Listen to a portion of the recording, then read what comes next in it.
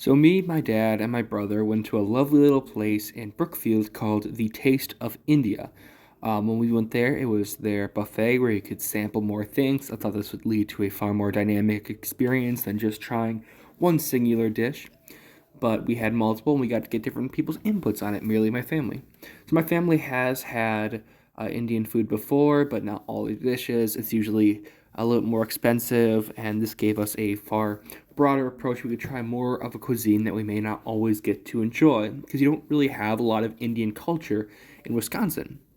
Especially in Milwaukee, you have a lot of African American, a lot of Latino culture, but you may not have as much Indians. I thought it'd be fun to go explore it. So here's a picture of me, my brother, and there's some random people in front of us, and it's a picture I took in when we walked into the restaurant. It was absolutely beautiful, and overall, everyone was insane nice to us. But we'll get to that a little bit more later.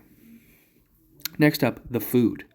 The food was absolutely delicious, every single thing. Here you can see I had some delicious chicken. We had some naan, a sort of like fried vegetable mixture. It was absolutely delicious with some noodles.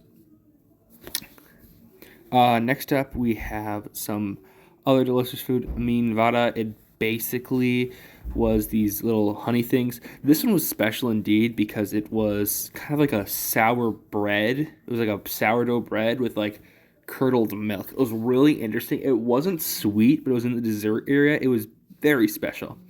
Next, you have this thing. Between my brother and my dad all thought it was like sweet potatoes, like smashed sweet potatoes originally, but it wasn't. It was actually kind of sweet, had a light texture to it.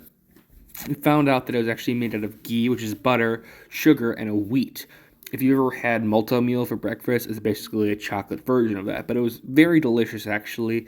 Not too sweet, but still dessert, or you could have a couple portions without feeling very gluttonous. But it was, overall, all the food was insanely incredible. Unfortunately, I did not get a picture, but I actually sat down with the owners. They were insanely nice people who made me feel very welcome and very engaged in their culture. They told me they were second immigrants. So their parents moved to America. They opened up this place.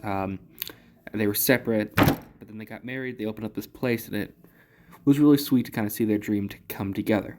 So how does this make connections to multicultural education? I think that how they treated me is how teachers should be teaching treating their students, to where it is absolutely they're together. They didn't ostracize. I never felt like I was out of place.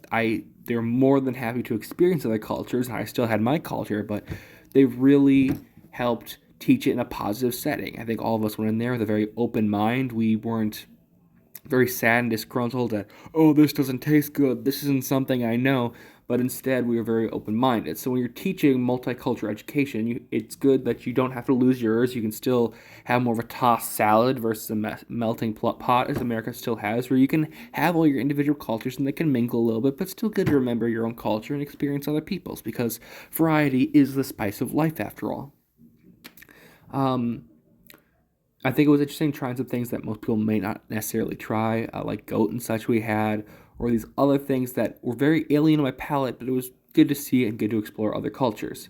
So how does this implicate me as a future teacher to all learners? And again, this is America. It's land of the free, home of the brave, and it's a melting pot in the end of the day where you have a bunch of different cultures and they're different. Not a single one is inherently better than the other. You have Chinese, Irish, Italian, Mexican, Russians, Americans, Europeans, French, all these people, and they come together to make this culture that's like no others. And it's good to recognize that. Maybe have something similar to where you have like Oktoberfest, you have Black History Month, maybe have every few weeks you have a week that you remember Irish history, you remember Indian history, you remember African history. Just a little thing. But it's good to see that even this time of 2022, when people are very divided in race and such, that you can have a conversation with people, have some delicious food, and get to hopefully translate those to my students in the future and teach them about the wonderful cultures of America.